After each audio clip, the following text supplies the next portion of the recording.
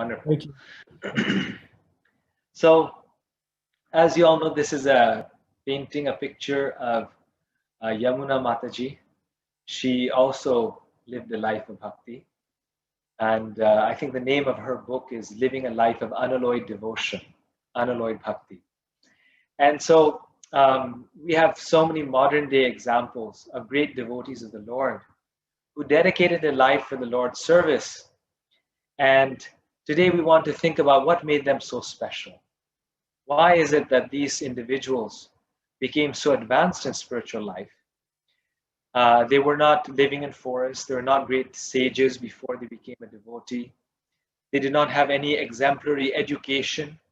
They did not come from very aristocratic or very Brahminical families. So what was it about them that made them into such great devotees? Or as you would say, bhakti yogis. So when looking into this question of, or this topic of living a life of bhakti, we should first look at this word bhakti. What does bhakti mean? So bhakti, the Sanskrit bhakti means love or devotion. Bhakti means love. And Srila Prabhupada and our acharyas translate the word bhakti as devotional service. Devotional service. And so we'll look into why is it that Srila Prabhupada and our acharyas translate it as devotional service. By first looking at this question, that what is love? What is bhakti? We say how a devotee loves everyone, right? A devotee is someone who loves everyone. A devotee has no enemy. Just like it said that Maharaj Yudhishthira did not have any enemy. The Kauravas really tried to make enmity with him. But he was a friend to all living beings. And that's why it was so difficult for him to fight with them. Because he was a friend to them, yet they kept on trying to kill him and hurt him, even until the last moment, after Duryodhana and the Kauravas had mistreated his wife and the 5 brothers and tried to destroy her in the assembly. Even after that, when they were in the forest, and Duryodhana was personally came there to taunt the Pandavas. When Duryodhana was in trouble, the 4 brothers, Yudhishthira sent his 4 brothers to go and help them, to show that he was a friend to him. He did not have enmity towards him, and hoping that his heart would turn around. So we say, and this is a fact, that a devotee loves everyone. So then the question is, what is love? First and foremost, the devotee loves Krishna, and Krishna loves his devotees. So what is that love? So I'd like to take a few suggestions from the audience. You can unmute yourself and maybe make a suggestion as to what do you think is the meaning of this vital term. And most of us are householders. So I'm sure that our spouses are asking us this question almost every day or every other day. Do you love me? Do you love me? So we must have thought of this question. What does it mean to love someone? What is love?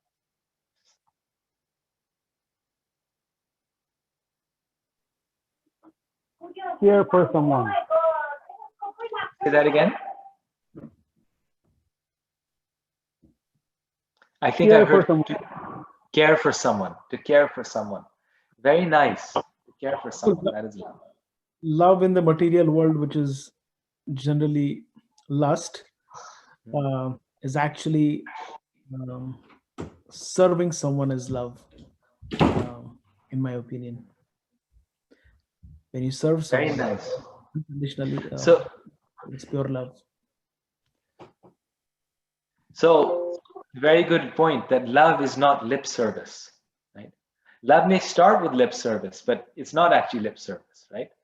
Actual love is beyond lip service. It has to turn into action. It has to be activity. We have to do something for our beloved. We cannot just tell people, I love you, I love you, I love you, and then never do anything for them. So activity, action, like you're saying, very nice.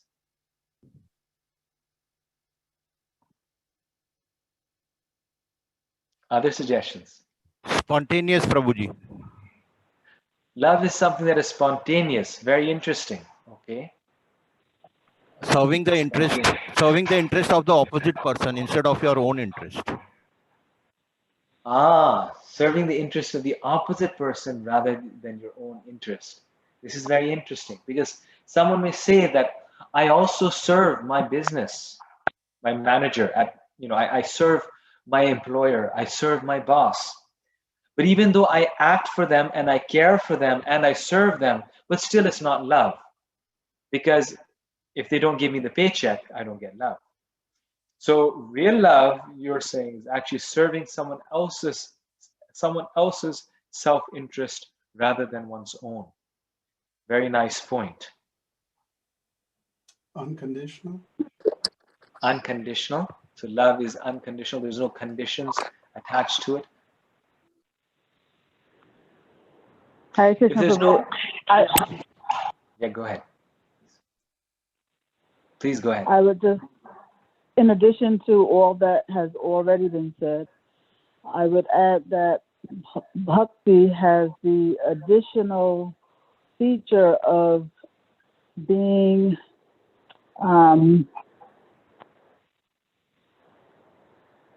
expressed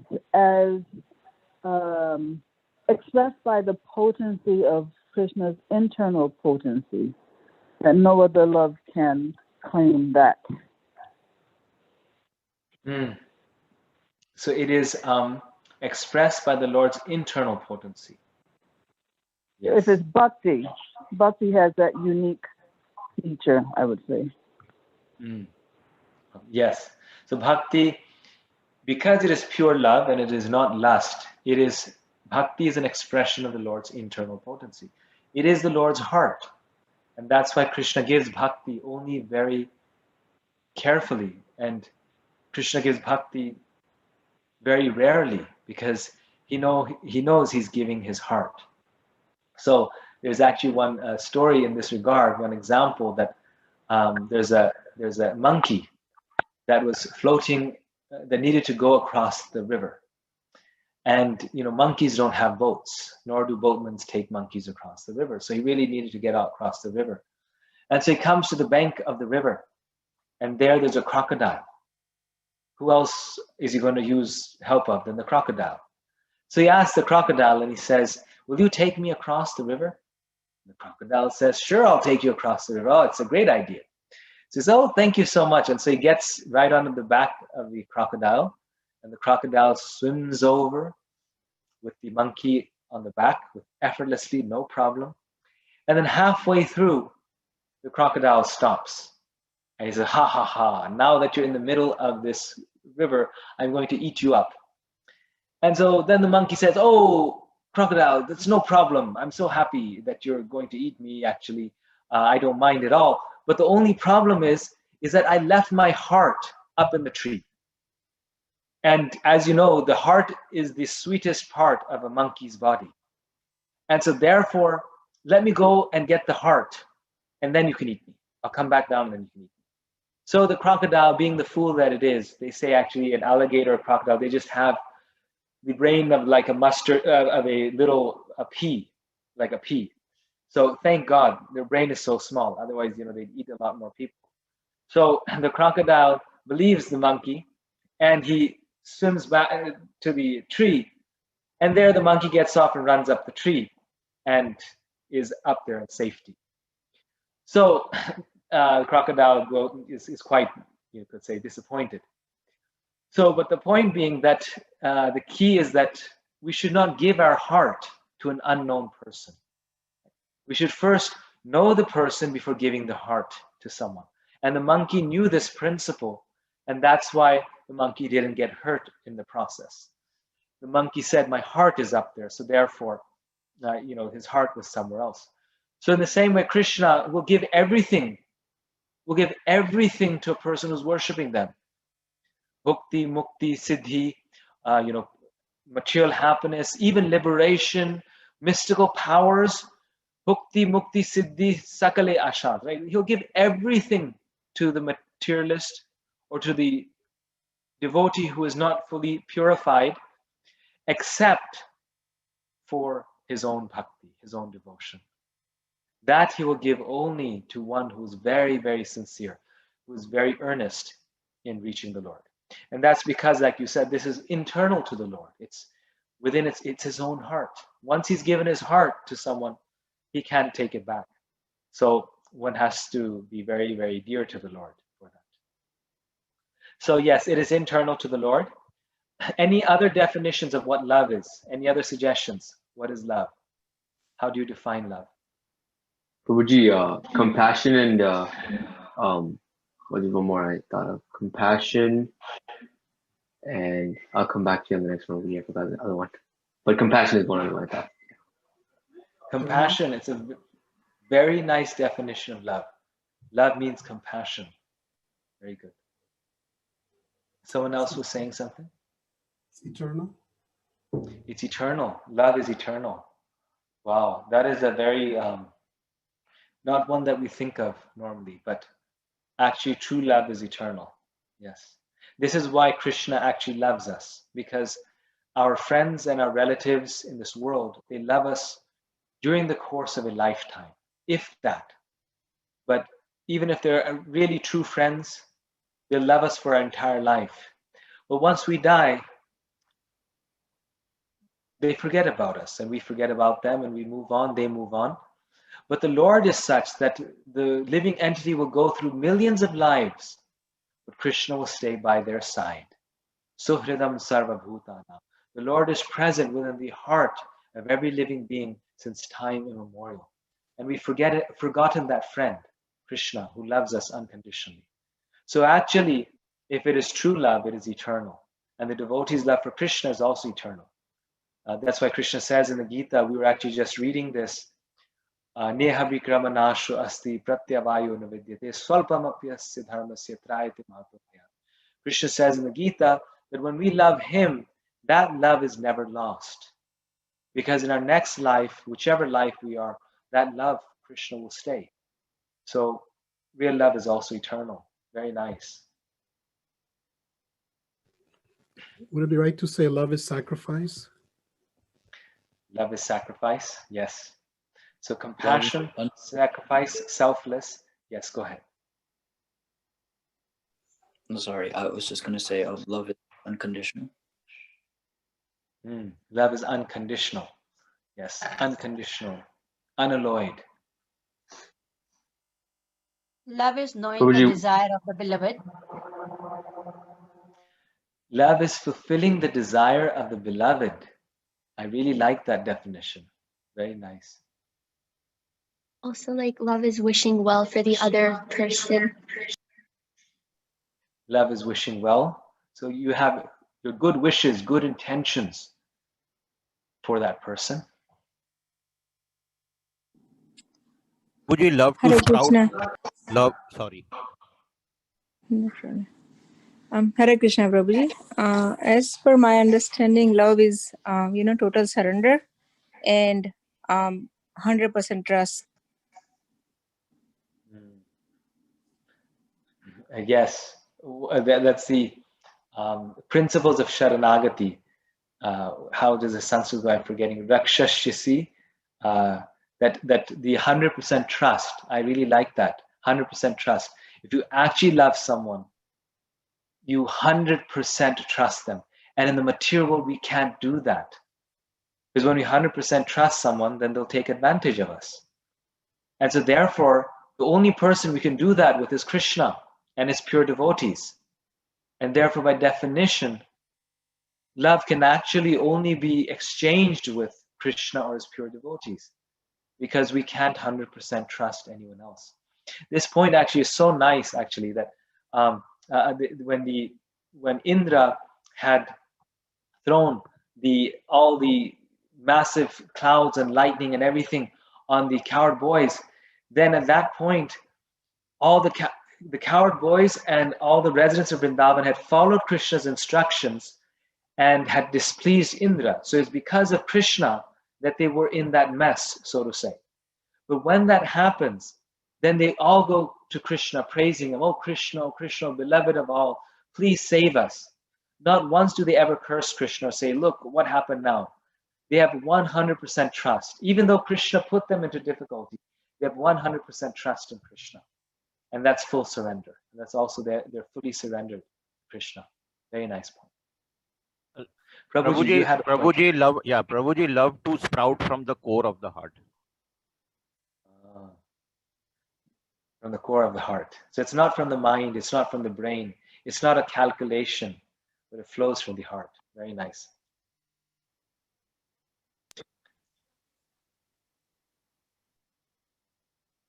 Okay. Yeah, go ahead. I just want one more that just came into my mind that I forgot to mention is gratitude. Gratitude. To be very grateful. That is also love. It's also not mechanical, and like Radharani, my mom was saying this, Radharani resembles love in all condition with Krishna. Or Krishna. Very nice. Thank you. Well, such nice definitions. Actually, the definitions that, that's the thing. In conversation with devotees, the meanings that come out are so deep. And so many aspects of love today you've emphasized, which I didn't think about. And we don't read, but as Krishna says, in conversation, they come out amongst the devotees when they converse about him. So Srila Jiva Goswami has answered this question for us. And Jiva Goswami is very, very, you could say, particular, scientific in the way that he approaches things. So he's given a very precise definition of what love is.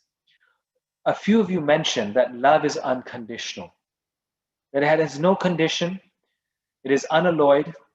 And so someone might ask the question, well, if it is so unconditional, if it is so selfless, as many of you mentioned, and if it is full surrender, then why would anyone do it? If there's no motivation, it's also no motivation. Right? There's no motivation, there's no condition, there's no nothing. Why would we engage in a loving relationship? So he answers that question for us. So in the Priti Sandarbha, Jiva Goswami says, he defines love as follows. Love is sukha, a special kind of knowledge or state of mind characterized by joy or happiness. So, very interesting point here. His very first point is so eye-opening. Many times we say that if we love Krishna, we don't even love him for the happiness that we derive from it. Like the gopis of Vrindavan, they tell Krishna that one time Krishna had a headache. And because Krishna had a headache, everyone in Vrindavan was very concerned. In Dwarka, actually, everyone in Dwarka was very concerned, why does Krishna have a headache and how can we solve his headache? So Narad Muni was there at that time. And Krishna tells Narad Muni that the only way my headache can be solved is if I can get the dust from the feet of my devotee. If I can get that wonderful, powerful dust, then my headache will go away. So Narad Muni then travels all around the universe. He goes to very purified brahmanas. He asks them, can you please give me the dust of their feet? They asked him, why? Why do you want our dust? And he says, Krishna wants to put it on his forehead. When he says that, then they say, Naraji, please go to the next door. We don't want to go to hell, because if we give Krishna the dust of our feet, we will go to hell. Imagine taking the dust of your feet and putting it on the forehead of a deity, of the deity in the temple. How can you think of doing that? So they would not give their dust. So finally, Narad Muni goes to the gopis of Vrindavan. And there, when he goes to the gopis, he asks them, can I please get the dust from your feet? And they ask Narad Muni the same question. They say, why do you want our dust? And he says that Krishna wants it. He has a headache, and with the dust from your feet, his headache will go away. And so immediately, the gopis start to roll in the ground to create as much dust as they can. And then with that dust, they give it to Narad Muni in large quantities from their feet. And they pack it nicely, and they give it to Narad Muni, and they say, please go and give this to Lord Krishna, put on his forehead.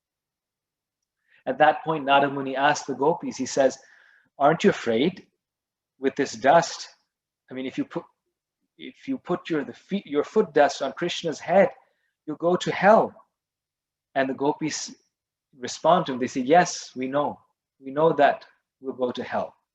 But if that gives Krishna pleasure, if that gives Krishna even one drop of pleasure, then we are happy to go to hell for millions of lifetimes. Our stay in hell for millions of lifetimes is worth one moment of Krishna's happiness. Why? Because that is our happiness. So it's said that the devotee of the Lord does not serve the Lord for happiness. Because if you serve God for happiness, that means it's conditional. Right? That means there's a purpose in your mind that you want to be happy, you want to be really joyful. That's why you're serving Him. But then people would ask that, well, then why would you then serve Krishna? If serving Krishna, let's say you do devotional service and it makes you really miserable, and it's as bad as mature life is, and it's completely painful and frustrating and hellish, then who would serve the Lord? So on one hand, we don't serve the Lord for happiness, but on the other hand, it is because of the happiness that's derived in bhakti that bhakti is so special, and that we are inspired and encouraged to perform devotional service. So Srila Jiva Goswami here solves that contradiction for us, and he does so in such a genius way, because Jiva Goswami, like Rupa Goswami, is a genius. He says, yes, actually the very definition of love is happiness. Can you imagine? The definition of love is happiness. If you have pure love, then the first characteristic will be sukha, a special kind of knowledge or state of mind characterized by joy or happiness. Therefore, Krishna also says in the Gita, susukham kartam abhyam, that bhakti means by definition that which is joyfully performed. So love means happiness. But, and here's the key thing, that happiness is not the happiness due to one's own sense pleasure, but that happiness is the happiness felt due to the pleasure of the beloved.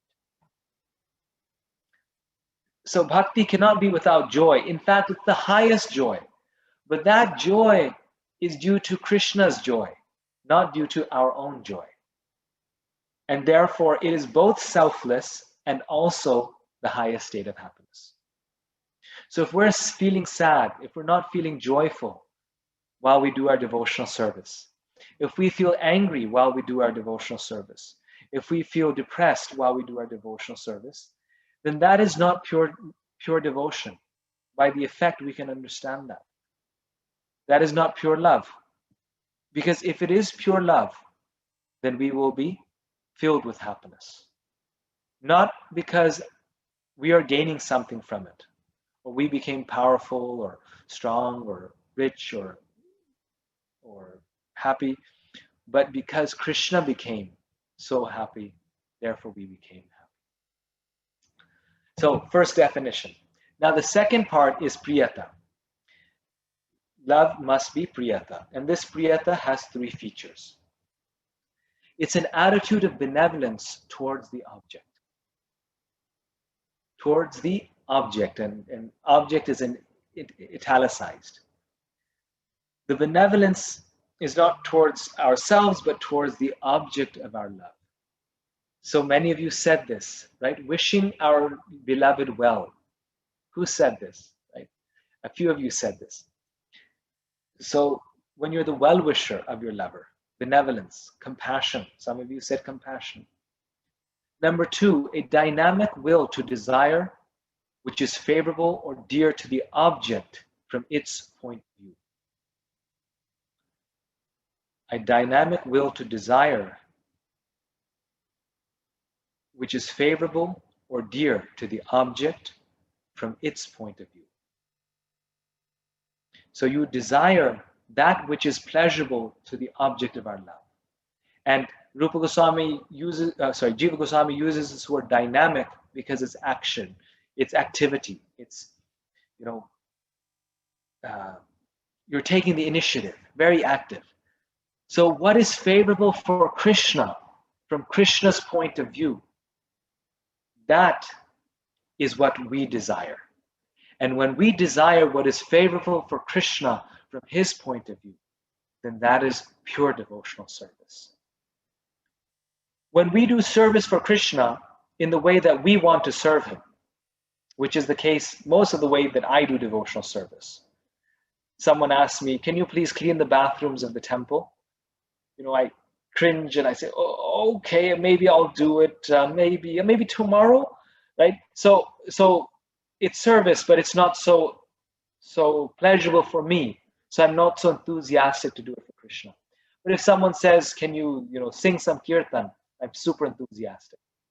So both are bhakti, but pure devotion is when we're willing to do whatever Krishna wants us to do. Nishkam karma yoga. So that is a very, very nice point here, that we must do what is pleasurable to Krishna. Prabhupada said a very famous sentence. He said that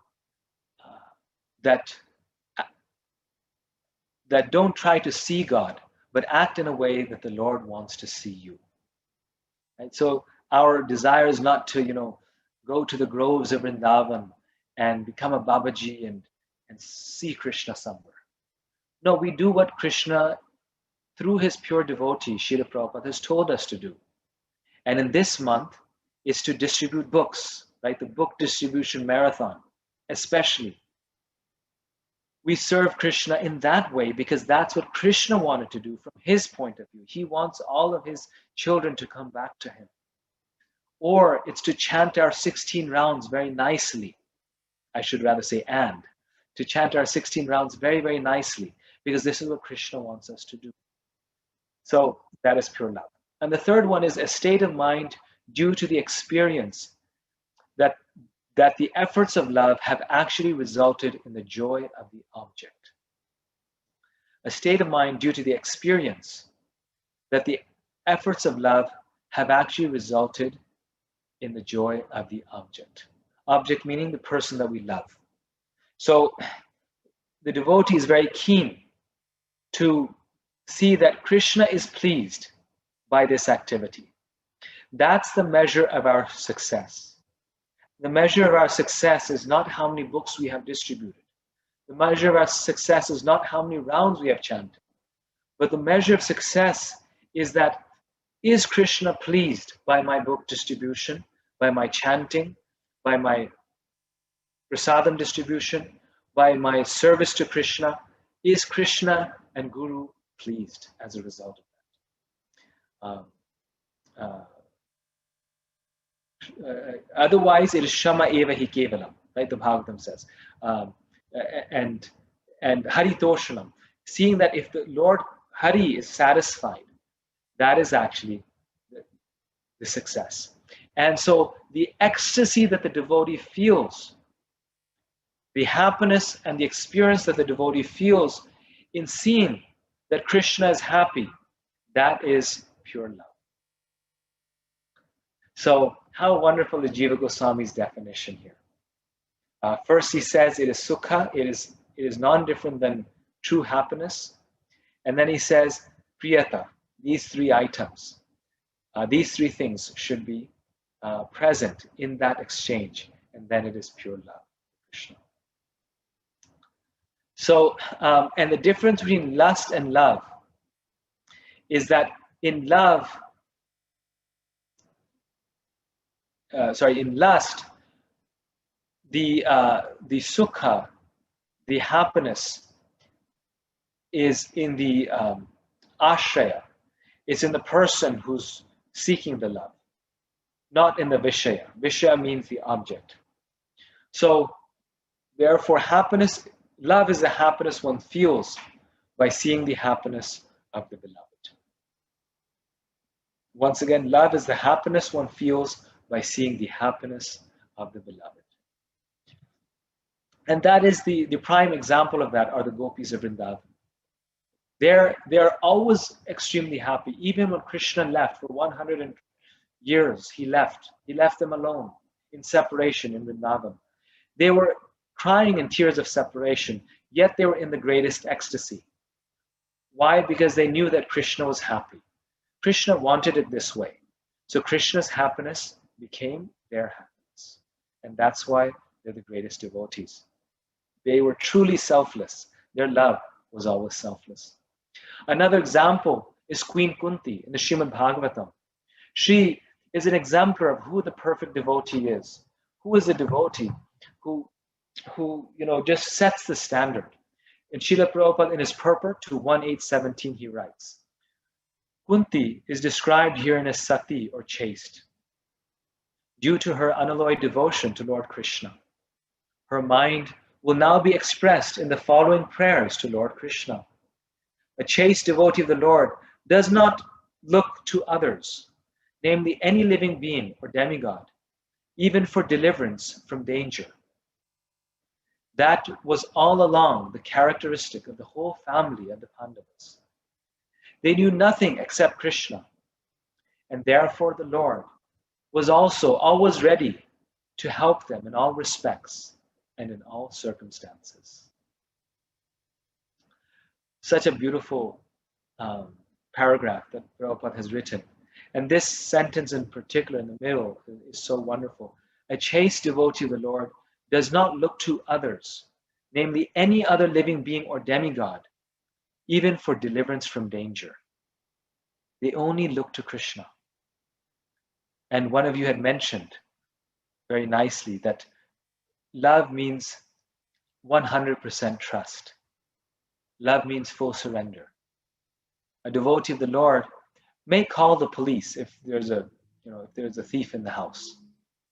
The devotee of the Lord, may call out, help me if they need help. But ultimately, in the depths of their heart, they know that only Krishna is their protector. Only Krishna can deliver them from all sorts of danger. And they only depend upon Krishna. They're not actually depending on anyone else. Therefore, if things go wrong, they actually know that this is Krishna's plan. Because they're only depending on Krishna, they know that Krishna allowed it this way. And therefore, they don't feel any sort of resentment, revenge, or anger towards anyone, because they're convinced of the fact that ultimately this other person is not the cause of my distress or my happiness, but it is only Krishna. It is only Krishna who can save me from any sort of danger. And the fact that Krishna has not saved me means that Krishna has a plan, and Krishna has allowed this. And this was the characteristic of the whole family of the Pandavas. They knew nothing except Krishna. Their life and soul was Krishna. When Draupadi was in great difficulty, they were trying to, inflict an insult upon her that was worse than death. She would not have been able to live literally after that. Who does she call out? Once she first, asked her husbands to protect her, then Bhishma, then Dhritarashtra. But when all else fails, and it's clear, she goes, Hey Govinda. And she doesn't even try to defend herself. She calls out to Krishna and says, please protect me. Please protect me, my Lord. Because she had complete dependence upon the Lord. So we should see their example that this is unalloyed devotion. They knew nothing except for Krishna. And Queen Kunti in the Bhagavatam, she has this beautiful verse. Vai menanya vishaya matir madhu pate sakrit ratim mudvahata dadha gevogham mudandati. O Lord of Madhu, as the Ganges forever flows to the sea without hindrance, let my attraction be constantly drawn unto you without being diverted to anyone else. So very key point here, that love, as many of you said, is unalloyed. She's saying, let my attraction be constantly drawn unto you without being diverted to anyone else. Unalloyed. There's no other distraction in it. There's no other focus. There's no breakage in it. There's no stoppage in it. There's a very nice metaphor that the acharyas give to us. They say that bhakti is tailadhara. Tailadhara means it flows like oil, not like water. So some of you have probably, poured a jug of water into something, and when you pour the water, it goes right, like just it's not smooth. But when you pour a bottle of oil into the pan, it's very smooth. There's no breakage in it. It just flows like the rivers to the ocean. So in the same way, pure devotion isn't many branched. It's not like, Krishna's there, but I have another backup plan, and Krishna's there, but I really enjoy watching CNN and watching my movies. Krishna's there, but I won't think of Krishna all the time. 2 hours is enough every day. That is bhakti, but that is not pure bhakti. Pure bhakti means without being diverted, which means 24 hours a day, everything. All our entire life is for Krishna. Our job is for Krishna. Our family is for Krishna. Our food is for Krishna. Our thoughts are for Krishna. Our plans are for Krishna. Our wealth is for Krishna. Our time is for Krishna. Every resource that the devotee has, they employ it in Krishna's service. And when you find someone like that, then you know you found a pure devotee of the Lord. Someone who's 100% focused on Krishna, nothing else but Krishna. So that is the unalloyed devotion, the pure devotion of the devotee, not diverted. Krishna, this is one of the first instructions in the second chapter of the Gita. Krishna tells Arjuna, Vyavasayatmika buddhir ekeha kurunandana bahushaka hinantasya buddhiyo vyavasayana. Those who are on the path of devotion, they are vyavasayatmika buddhi. Their aim is one. They're not thinking, let me be successful in my material life in this way or that way. Their aim is one, vyavasayatmika buddhi, not many branched, only for Krishna. Another wonderful example of this is Gajendra, and this is the last example, and then we'll have conversation and discussion. Gajendra, he's an elephant, and we love, Bhagavatam is so wonderful because it has so many stories. It has even animal stories, and the best animal stories. So Gajendra, he's this really awesome elephant, and in his previous life, he was king. Was a great king, I think King Indradumna, and he, becomes a little bit too sensual, and he makes the sage angry. Kind of the sage becomes angry with him, and so curses him to become an elephant. And as an elephant, Gajendra, for some time, forgets his spiritual nature, his spiritual identity. He becomes greatly involved in his elephant family, which you see there in the background, all of his baby elephants and his wife elephants and all these things. And then, as it is the case in this material world, a great calamity befalls Gajendra. A great calamity. And he gets attacked, and he's almost about to die. He gets attacked by an alligator or crocodile. I guess today's the day for crocodiles and alligators. I didn't realize we have two stories today on this. So, so he gets attacked by the crocodile. And when he's bathing in the river, this crocodile comes and catches his leg. I lived in Florida for 2 years. And so I had the good fortune of seeing many of them, some of them only a few feet away from me. There was a crocodile in the pond behind our house. So every morning we would see it, floating. It's quite, you could say an uncomfortable situation to live in. You would agree, I think, if you have a crocodile in the back floating in the pond behind your house. So that place was actually very nice place in the material world, because every morning it reminded you, padam padam yad vipadam natesham, that and in this material world there's danger at every step. And actually there's danger at every step, but the existence of the crocodile actually really brought home that point. We could actually experience it many times a day.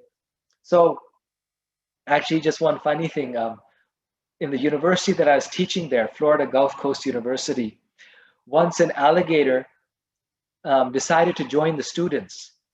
And so this alligator somehow walked out of one of the ponds and went straight into the library, because the library doors, they have the, the electric, the thing that if you come in front, they open by themselves. So this alligator, he just, went in front of the door somehow, and the doors opened, and so he went inside of the library. But thank God, the alligators, they only thrive in very warm weather. And so the moment he got inside, all the students started screaming and got up from their chairs and jumped up.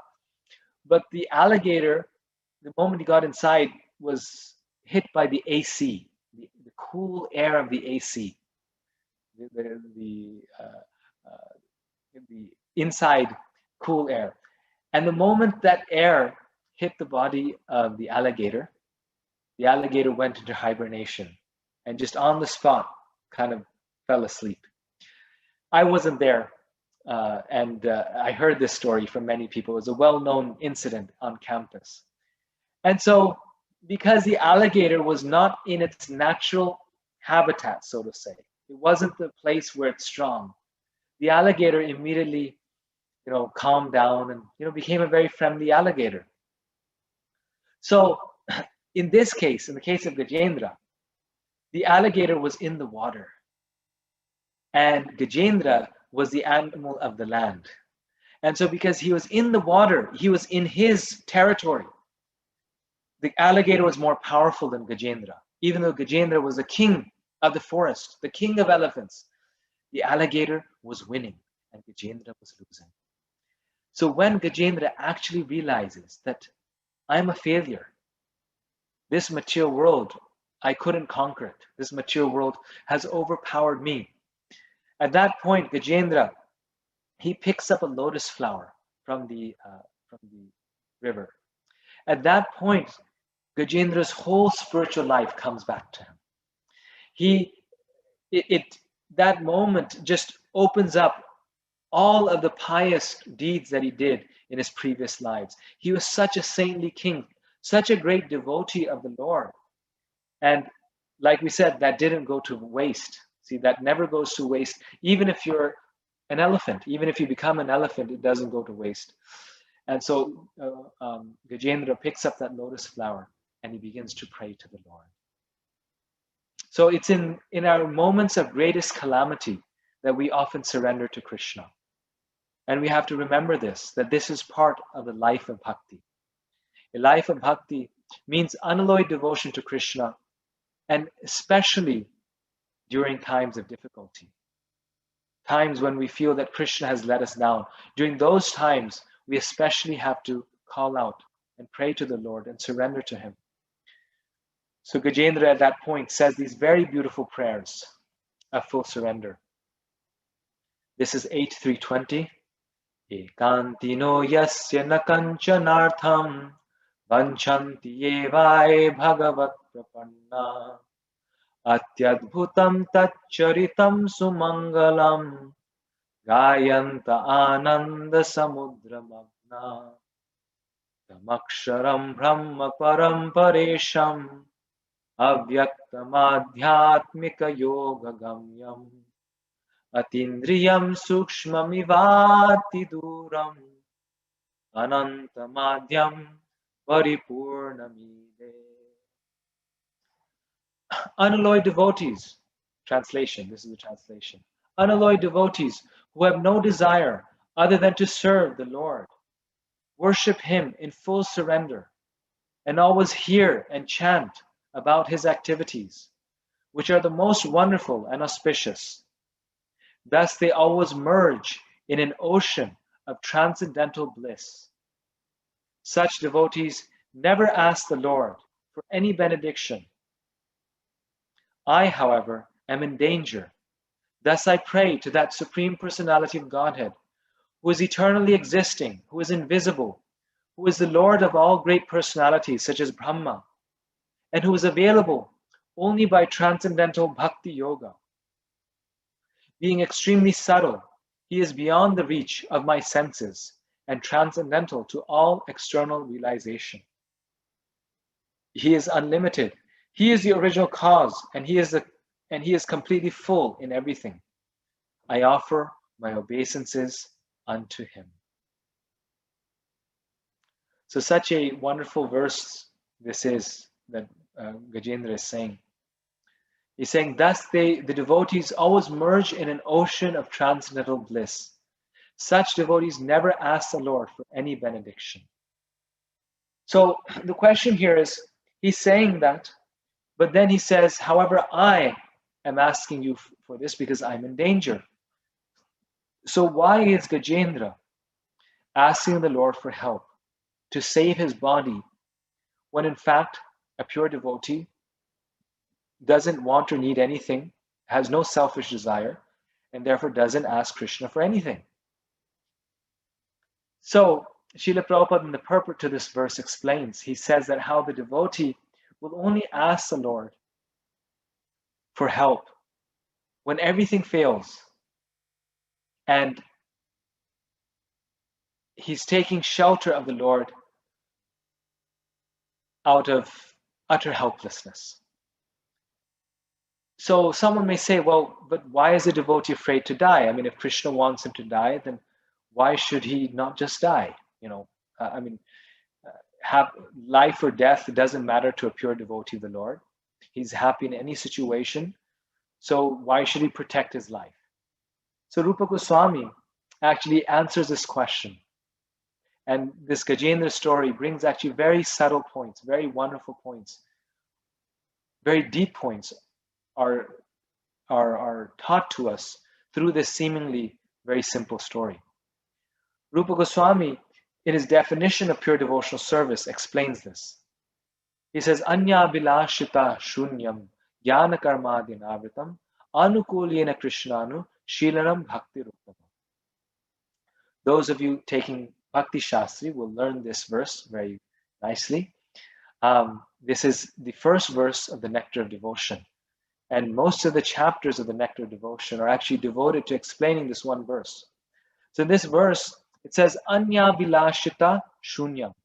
Pure bhakti is Anya bilashita shunyam. It means all your other desires, material desires, are shunyam or zero. However, Rupa Goswami says, Anya bilashita shunyam. And the ta in that verse, Prabhupada explains, means that Rupa Goswami says the devotee does not have any desires other than service to the Lord, except possibly for some desires that do not come in the way of his devotional service to the Lord. Those desires, in some ways, are just part of the devotee's devotional service. They do not come in the way of his devotion to the Lord. So, very important point here. Gajendra is not, the pure devotee is not asking Krishna for a 3-car garage and a flat screen TV. Those things will be, maybe problems in our devotional service, obstacles in our devotional service. Gajendra is asking the Lord to save his life. And saving his life does not necessarily come in the way of his devotional service, because it is our very body that we use in Krishna service to serve him. It is our body that we engage in the Lord's service. So therefore, it's actually a very important tool in the Lord's service. It's one of the best resources that we have for the service of the Lord. That's our own body. And so therefore, the devotee, Rupa Goswami says, can ask the Lord to save him. And Rupa Goswami, in fact, gives this example. He says, if the devotee is drowning in the ocean and the devotee says, hey, Govinda, protect me, then that request to the Lord that, oh Lord, please protect me, is not a material desire. It's not necessarily a material desire. It's just a desire that is born out of the desire to serve Krishna. But Krishna, please protect me, because obviously I need to live to serve you. And I want to live to serve you. In the same way, we have, examples in Srila Prabhupada's life, where Srila Prabhupada, he would, ask the devotees, today you make hot puris for me. He was not so well, but he said, I want hot puris with eggplant.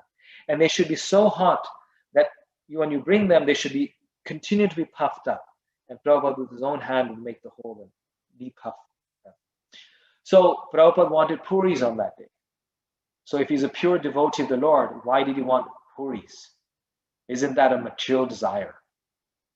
No, it is not. Because that desire does not come in the way of his devotional service to the Lord. Every devotee has a nature, a svadharma. Every devotee has a personality. Every devotee is a person. And a person is not a stone. So they will have these spiritual, you could say, feelings, desires. But they're so minor. The point is that if Prabhupada didn't get the puris, his devotional service would not have been affected to the least. And if he did get the puris, it also did not affect his devotional service in the least. So his devotional service was his life and soul. These are the expressions of his devotion. So this is the first point that we learned from Gajendra's life. The other thing, very deep lesson, is that in the case of Gajendra, when he calls out to the Lord in this beautiful prayer that we see that the Lord, after that, immediately comes, riding on his Garuda, and literally he's in a hurry. Garuda and the Lord are there within seconds, just like in the case of Draupadi. And when we pray to the Lord, then Krishna doesn't come. Gajendra prayed, Krishna came. When we pray, then Krishna doesn't come. Sometimes, at least, when I pray, he doesn't seem to come. So why is it that in the case of Gajendra, Krishna came, and in our case, he most of the time doesn't come? The reason is because in his prayer to the Lord, Gajendra is not asking the Lord simply to protect his body and his sense enjoyment and his happiness and his material enjoyment. In his prayer, when Gajendra is praying to the Lord, by this time, Gajendra has fought with the crocodile for 1,000 celestial years. By this time, Gajendra became, that struggle with the crocodile for 1,000 years made him completely materially impoverished. And by that time, he's done with material life. And then what is he saying? The last point here. By that time, he wants nothing more of this material world. His spiritual consciousness has completely arisen.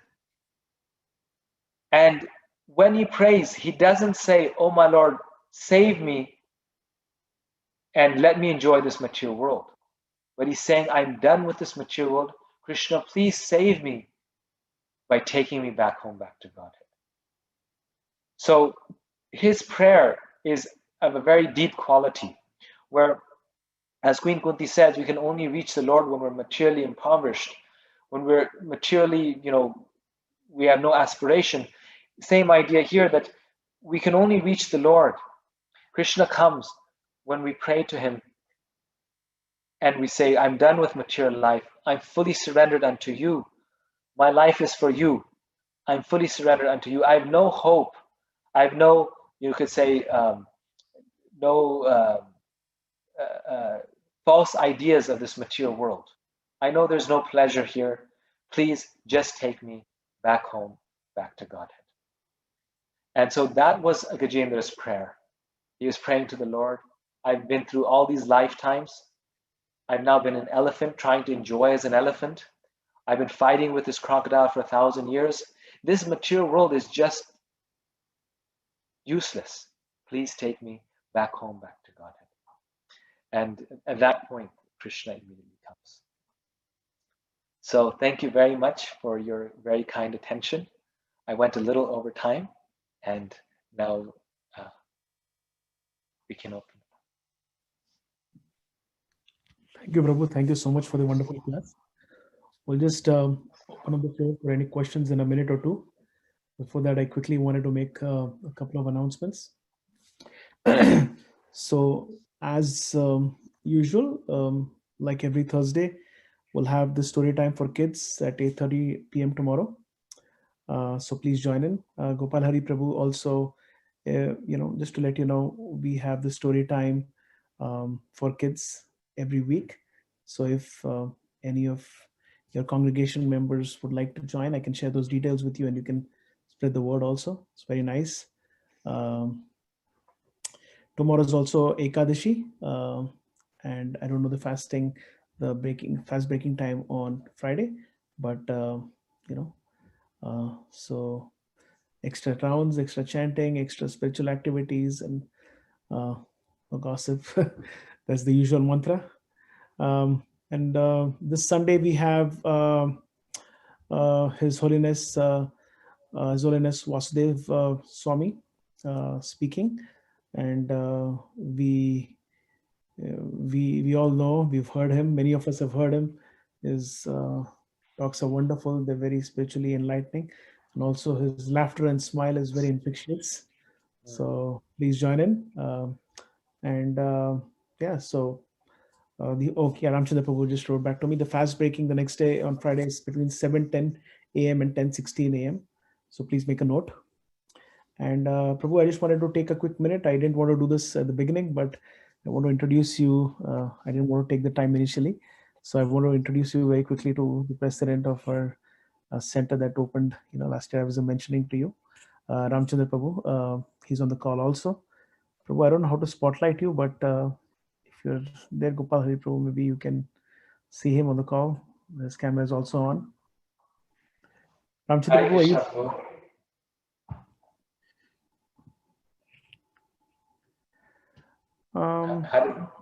I see him on the call, but is he there? Yes, Prabhu, I saw him, and I think he. Okay.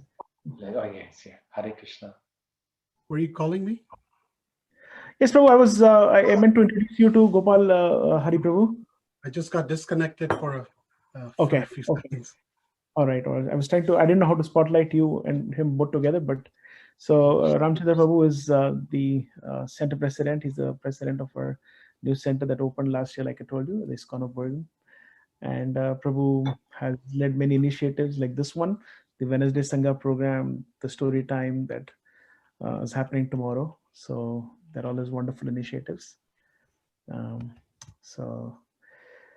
Yes. So we'll just open up the floor now for questions. If you want to raise your hands in the chat bar, I can, you can go ahead with that, or ask, you send me the question and I can read it out to Prabhu. There was one question that I know Gail Mataji said that she had a question. So Gail Mataji, if you want to start, you could go ahead, please. And then in the meantime, like I said, if you want to raise your hand, you can go that way also. Hi, Krishna Prabhu. Thank you so much for a fascinating class. Mike, I have actually two questions. One is, since we just finished talking about Gajendra, I should ask that one first.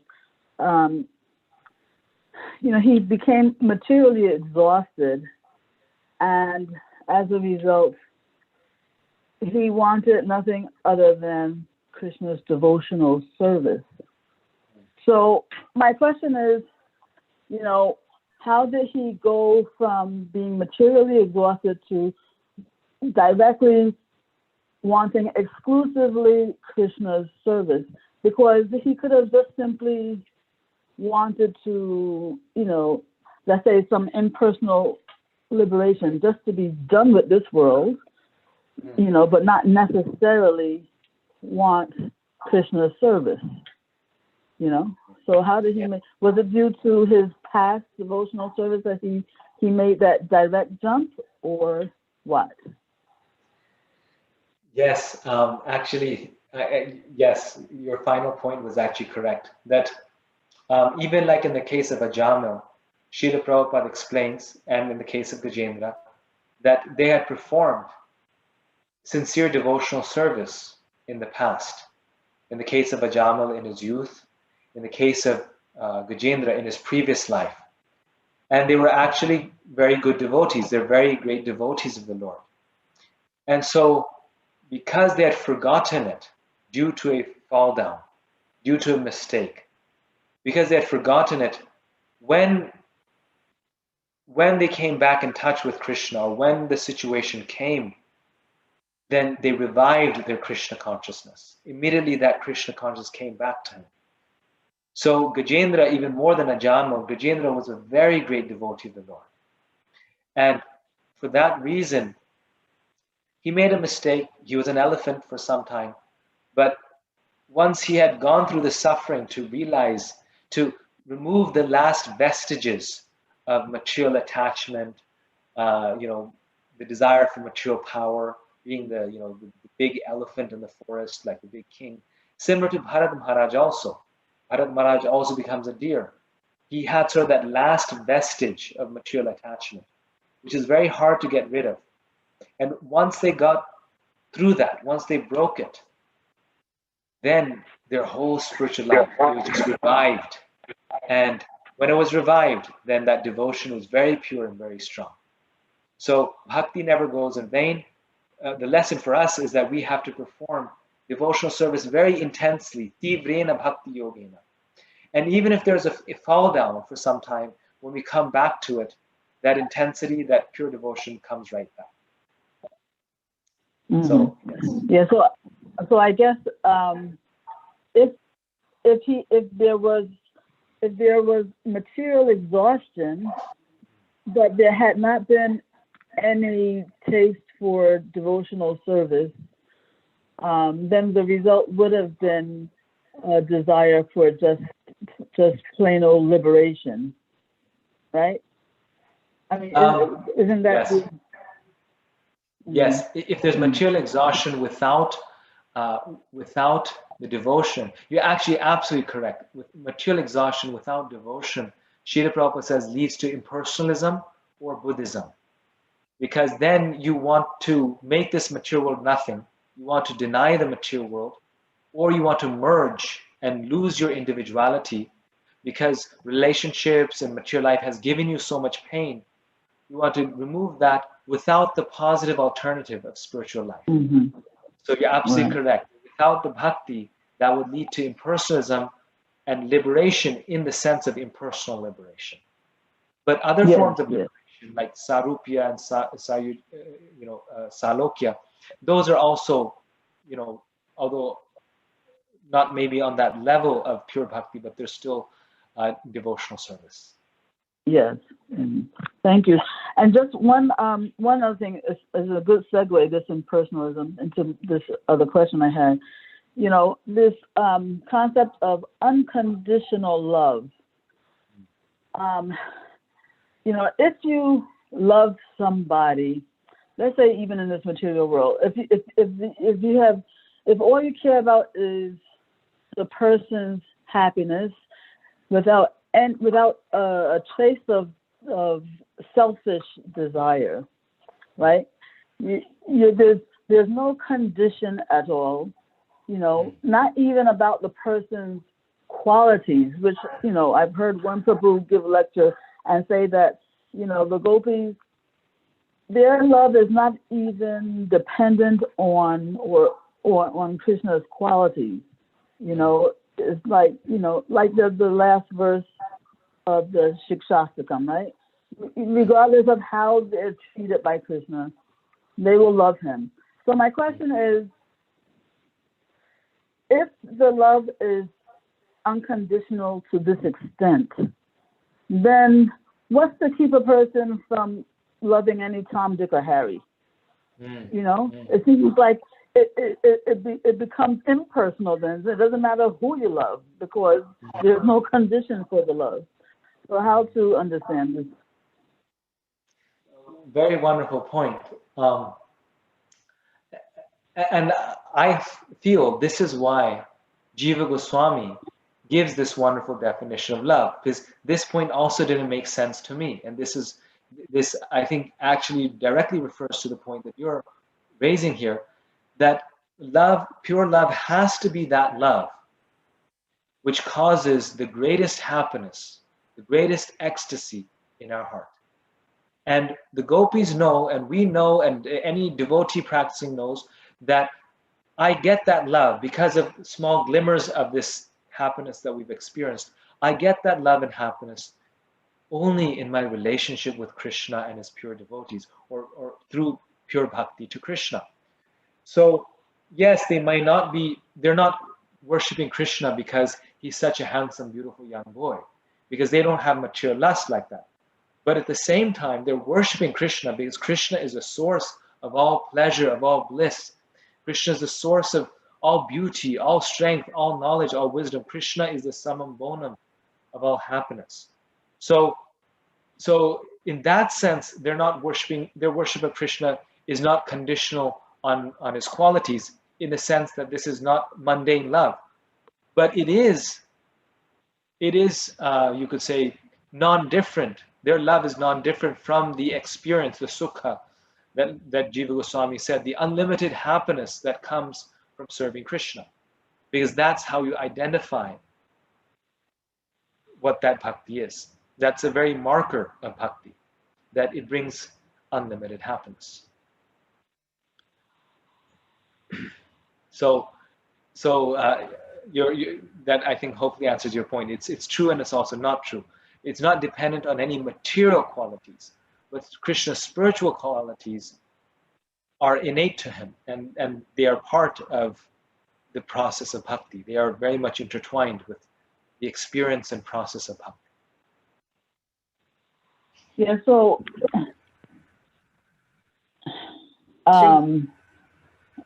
yeah, I'm not, I can't say that I'm like completely getting it, because you're saying that, Krishna's beauty is different from that of this world, because his beauty is complete. All of his opulences are complete. And so when the gopis love those qualities, or when the gopis love Krishna, who has these qualities inherently, yeah, I'm not sure. Yes. So actually, I made it complicated. Why it's not conditional? Why it's not conditional still? It's not conditional because they're non-different. So one is not loving Krishna for the happiness. Rather, the love itself is also unlimited happiness, which is the nature of the soul. So why is it not conditional? Because like a mother sacrifices everything for her child, but in that sacrifice itself is her highest happiness, her greatest happiness. And so it's not for another purpose, but the very nature of that love is happiness. So, and it's the greatest happiness. It's what is, she wouldn't do anything else. And that love is closest to spiritual love, we say, right? So we can use that as an analogy. To some degree, this is, you could say, beyond our conception, but this is just a way to understand it that Jiva Goswami is giving. And ultimately, we have to experience it to fully understand it. So that point, I fully agree. Yeah, I think that's my position right now. I have to. I think I have to actually experience it, maybe, to understand. But thank you very much, Prabhu. Thank you. Hare Krishna, I have a question. Maybe Asta can go first. I think Asta had a question. She raised her hand first. Yes, I had a question.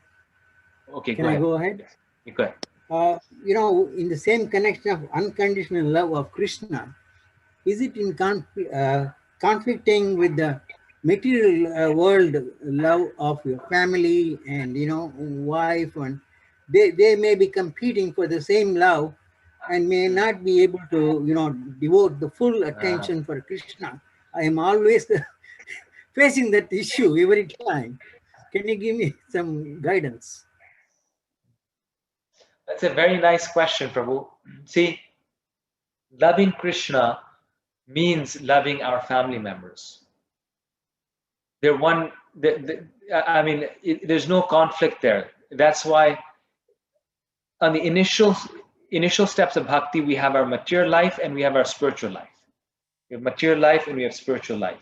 And so we say, okay, if I want to be more spiritual, I have to spend more time in spiritual things. But when we advance spiritually, we see that there's no material life and spiritual life. It's all spiritual life. So our family members, we have to see them in connection with Krishna. We have to love them because they're part and parcel of Krishna, and Krishna has given them to be part of our responsibility to take care of, and but we take care of them as devotees, as servants of the Lord. So Prabhupada says, when you see the sun, that you see everything around also. So in the same way, when we love Krishna, we will automatically love our family members. If we truly love our family members, that means we also love Krishna. Because you cannot see an object without seeing the sun. And you cannot see the sun without seeing the objects around you. So loving Krishna means that we will do what is best. We will actually truly love our family members. Because we will relate with them and we will encourage them to do what is for their highest benefit. And therefore we will be expressing real affection, real love to them, not some just artificial, superficial love. Yes. Nice question. Thank you.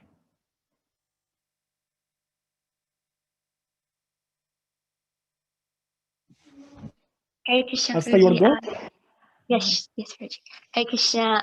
Thank you so much for the class everything. I had a question. So regarding the desire concept of like desires from Krishna. So we to an extent, like I personally, there's honestly like no limit to like the material desires that we do ask for. Like me speaking for myself, but like what about like spiritual desires? Like when, you know, if we all want like to improve the quality of our japa, or like, you know, just get like qualitatively improve our bhakti in, you know, overall. So like what if, you know, if someone like genuinely asks for that, and like like sometimes like maybe like I'm doing something wrong on my end and not asking with the right mood, but like is there a reason as to why this is happening, or like I'm not feeling that like change in a sense?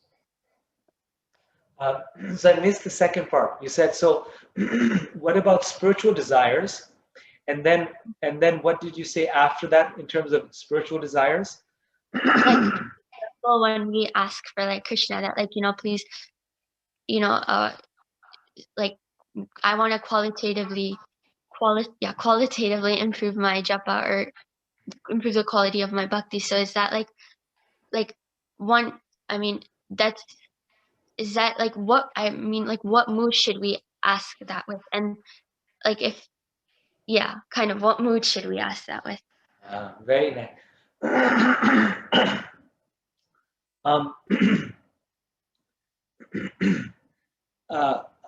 My understanding is that we should ask that in the mood of wanting to please Krishna.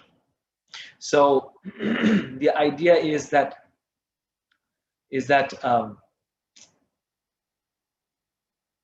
the devotee knows that this will please Krishna. So let's say building a temple. Take that example. Building a temple will please Krishna because the spiritual master may have instructed the devotee, build a temple here. And so the devotee may go to the Lord and say, "Oh Lord, please give me wealth.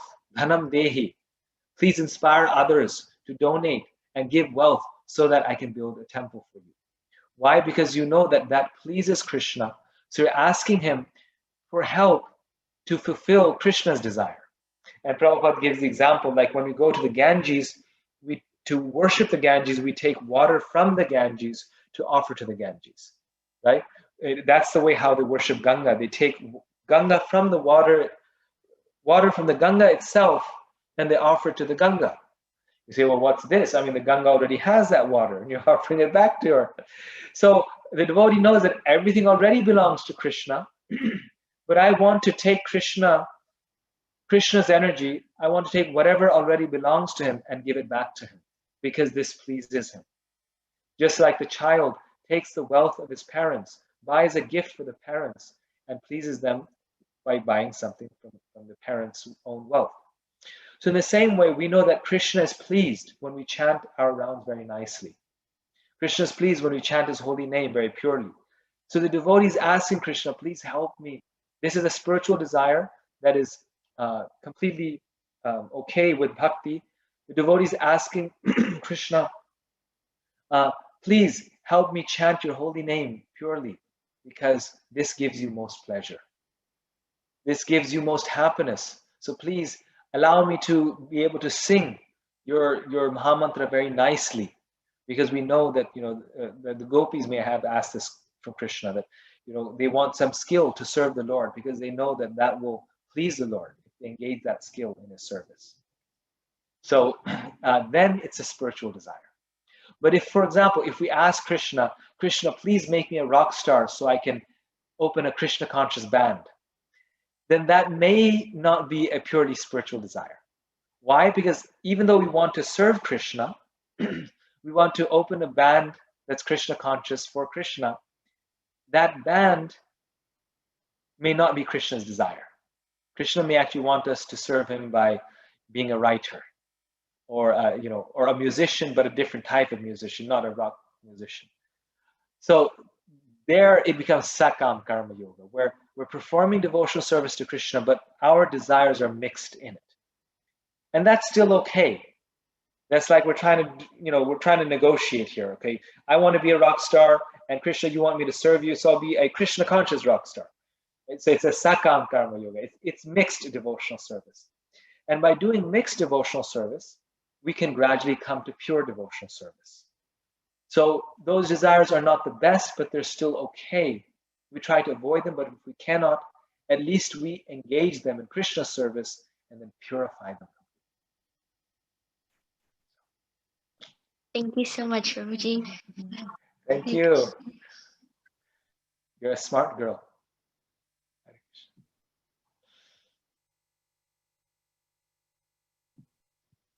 Ramchandra Prabhu, you want to go ahead? Hare Krishna, Prabhu. Sorry, I don't see that option to raise the hand. For some reason, it's not showing up for me. But very, very happy to have you speak to all of us today. The last time I met you was it's probably 10 plus years ago in DC, in Potomac Temple, when your brother was doing a seminar, and you were there at that time. It's been a long time. Yeah, you were in the Brahmachari ashram at that time. So it's very nice to meet you again, Prabhu. Yeah. My question was, you gave an example that I may have to do. I may have been asked to clean the restroom, for example, but maybe tomorrow. But I tell me to sing, and I'll do that. But what is favorable to Krishna is what we should really do. So the question comes up that how do I know what's favorable to Krishna? Yes, a very relevant point, Prabhu, that you're making. So many times, Krishna has given us each a nature, right? So this is why he has Varna Ashram. We all have a nature, and many times, due to our nature, we're attracted to certain services and less attracted to other services. And many times the services that are according to our own nature are also what Krishna wants us to do. Just like in the case of Arjuna. Arjuna is a kshatriya, he's a warrior. In some sense, he likes to do that. And Krishna also wants him to do that. He's saying, you are a warrior, you're good at that, that's your nature, so you fight for me. And so because we like to do something, it doesn't necessarily mean that Krishna doesn't want us to do that. It may be that Krishna wants us to do that devotional service that we like to do. In fact, a lot of the times that's the case. However, if Krishna, like in the case of Arjuna is a warrior, he likes to do that, he likes to fight. But if Krishna wants him to go to the forest and spend 13 years in the forest, like a Brahmana, then Arjuna is surrendered to his will and he's willing to do that also. So for me, this is the way I understand it, and this is the point, that a devotee needs to act according to his nature, right? Some devotees are more intellectual, others are more managerial, others are more business minded, and they will end up acting according to their nature. And that's what normally they'll do. A person should be engaged in the service that is natural to them. However, if the call comes from a higher authority, if the call comes from the sadhus, Vaishnavas, if the call comes from the spiritual master, that do this because this is needed to spread the Sankirtan movement, then pure devotional service means that the devotee will stand up and will do it. Right? He'll rise up to the occasion and he'll do it. So some people, for example, going back to this example, find cleaning to be very natural, a natural part of their service. Some people find cooking to be natural, and so they'll be engaged in cooking service or cleaning service or kirtan service or speaking service. But the speaker should not be afraid of cleaning if it's needed, and should do it also just for to remind oneself that one is a humble servant of the Lord. Should do menial services, and the cleaner or the person who likes cleaning should be ready to give a class and speak for Krishna if that's necessary and it's needed for the occasion. Even though they may feel very embarrassed or very shy to do so, for Krishna they can speak up and they can give a lecture. So that is how we can understand what the will of the Lord is. The will of the Lord comes through the will, for us generally, through the will of the devotees, or the devotee that we look up to.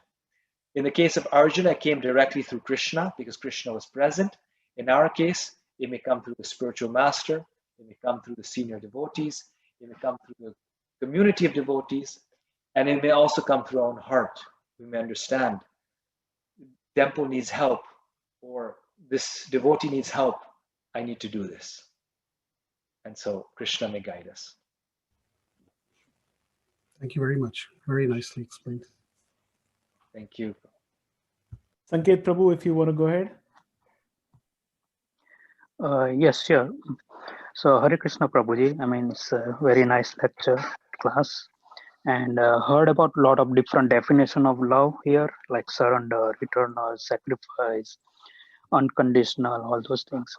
But I have heard one additional definition of love. I mean, I have read or heard somewhere that it's like a water flow, and it's like love has to be flow between two banks of the river. Like one side is the trupti or trusha, and other side is the prapti or pyas. So it's kind of a analogy between Radha and Krishna's love, and they never met. I mean, and if they met, then it stops the flow.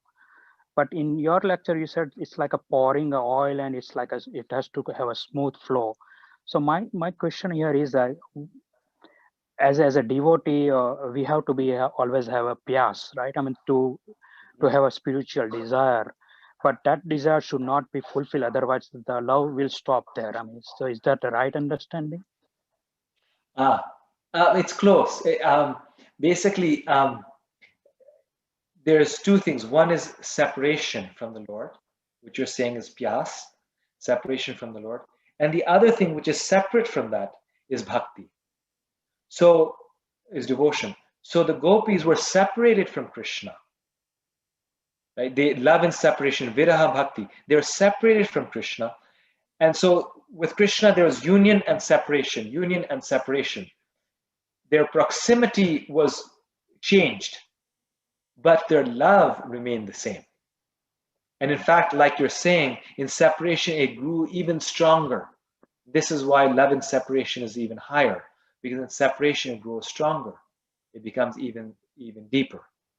So bhakti never changed. If bhakti changed, that would mean that at one point they were a bhakta, and at another point they were not a bhakta. Their bhakti remained the same, and that's why they were such great devotees. It was constant, regardless of the circumstance. Krishna was there; they were his devotees. Krishna wasn't there; they were also his devotees. That's why they were such great devotees, because they were 100% loyal to the Lord. But yes, the proximity, you could say, changed. There is separation and union, but bhakti remained the same. Thank you, Prabhuji. Thank you. Very nice point, actually. Anyone else for a question? Both, yes. Hare Krishna, Prabhuji. Hare Krishna. Prabhupada had mentioned once that a devotee should be expert. So, since you mentioned about the services, like devotees can't be perfect, right? So, like expert in one or the other field. So, what is Prabhupada actually wants to tries to tell all of us? Like, can you please elaborate? It's hard to imagine how it's the case, but pure devotees of the Lord, they're expert in whatever service they do to Krishna. And how is that possible? It's because Krishna personally guides them from within the heart.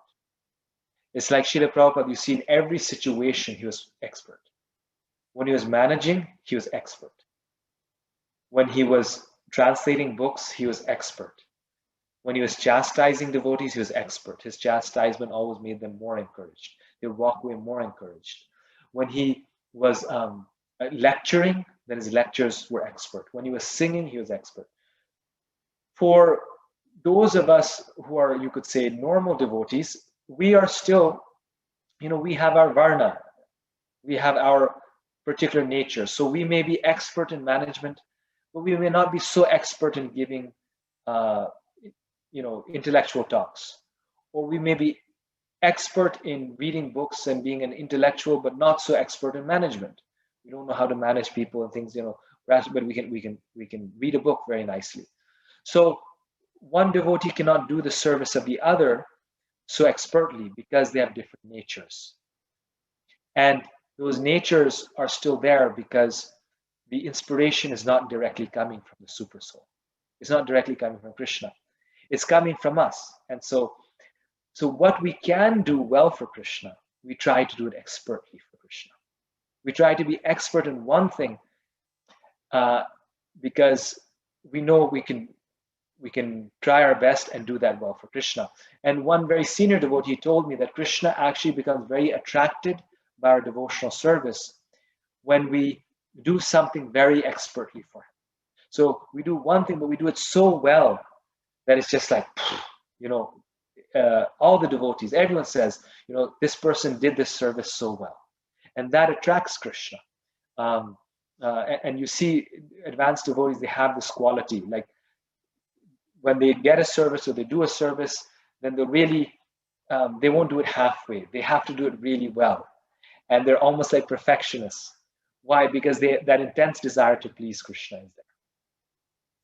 So yes, we can be expert in one or two things, but not everything. Okay, but in a case if one is not a pure devotee, in that case there may not be a false pride coming that I am doing this expertly or to my fullest capacity and.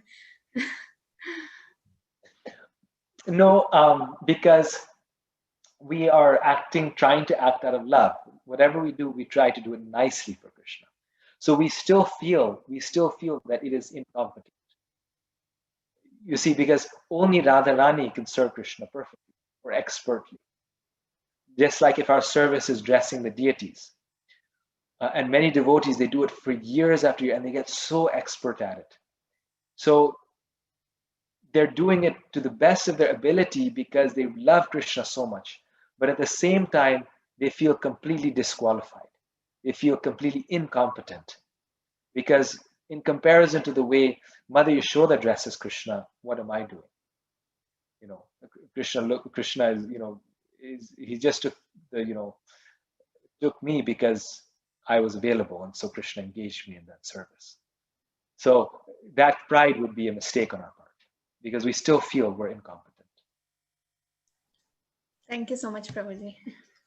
Thank you. Hare Krishna. Thank you.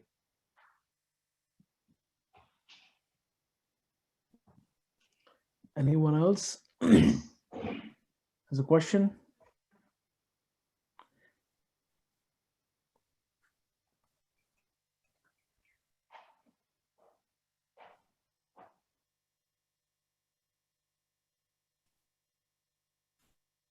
Hare Krishna, Prabhuji. I had a question.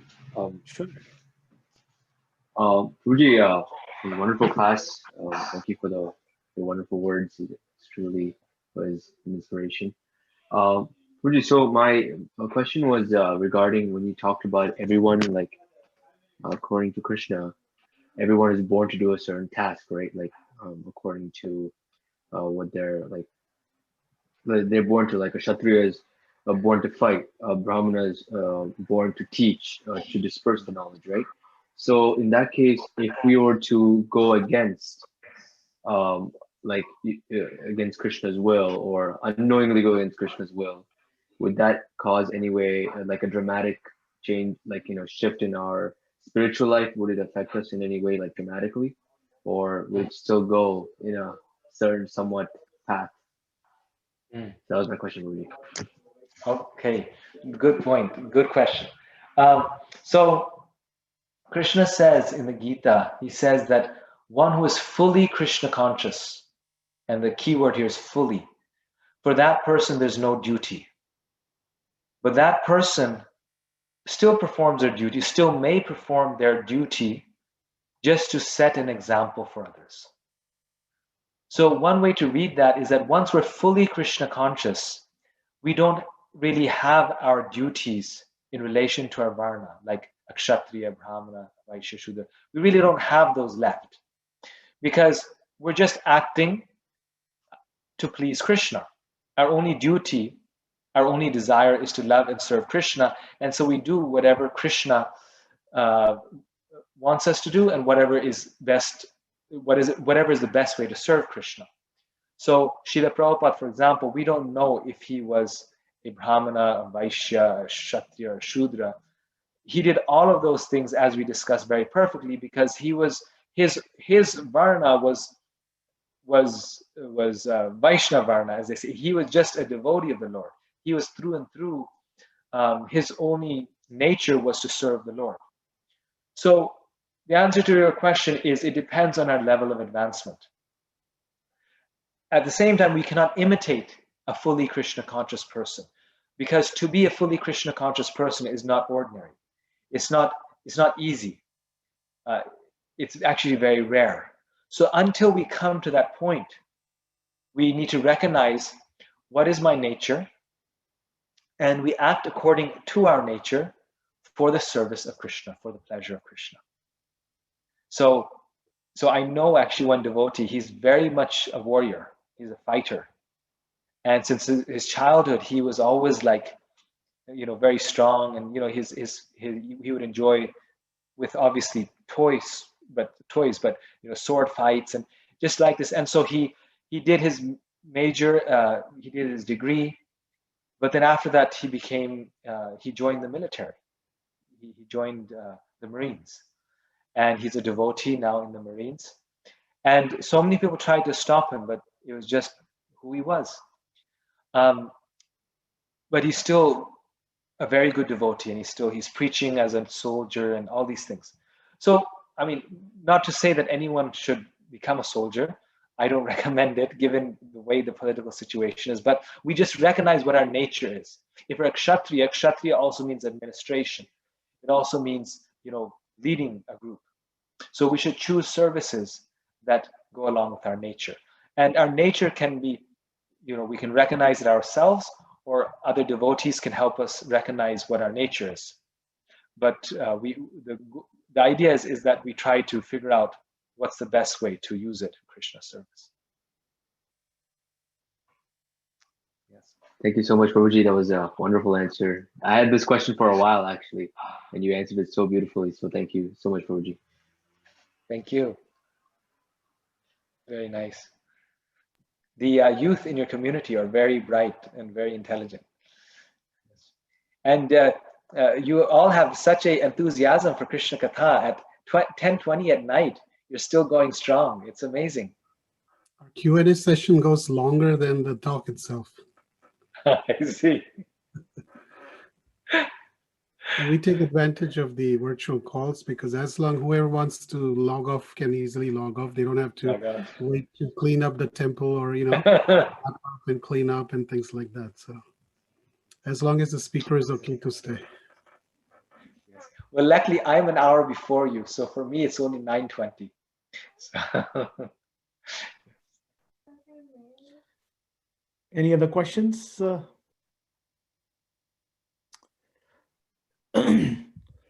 So, if not, thank you so much, Prabhu. Thank you so much for giving us your valuable time. And we hope to have you again soon for another class. And so, if everyone can unmute themselves and thank Prabhu with a loud Hari thank you, Bol. Prabhu. Hari Bol. Prabhuji. Thank you, Prabhuji. Thank you. Thank you so much, Prabhu. Hari Bol. Gopal. Thank you, Prabhuji. Thank you, Prabhuji. Thank you for your wonderful association. Next time, whenever COVID settles down, and if you're in the East Coast, do let us know. Whenever you're on the East Coast after COVID, please let us know. We'd love to host you in person. Thank you. It's actually